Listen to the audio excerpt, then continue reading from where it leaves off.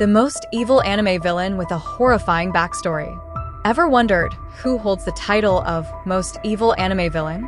Brace yourselves, because today we're diving into a character so dark, so twisted, you'll be looking over your shoulder after this one. The villain, Shou Tucker from Fullmetal Alchemist Brotherhood. Shou Tucker.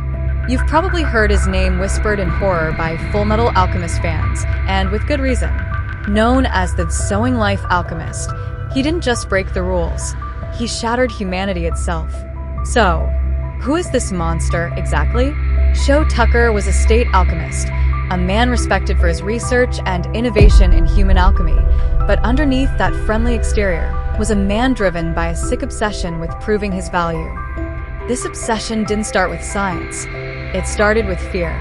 Shou feared failure, feared insignificance, and he'd do anything to keep his title and the fame that came with it. Desperation drove him to unspeakable acts, but nothing could prepare us for his final experiment. The dark deed. You see, Shou wasn't satisfied with his first success. To gain recognition, he had already fused his wife with an animal in a horrific chimera experiment. When that chimera could only mutter pitiful sounds, he simply brushed off the loss. Years later, when pressured for results, Shou chose a new subject. This time, his own beloved daughter, Nina, and her loyal dog, Alexander.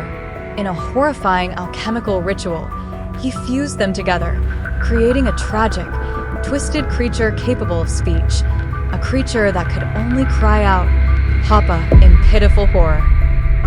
Why this act is so evil? Think about it.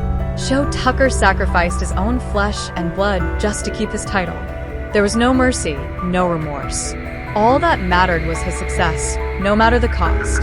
Talk about soulless.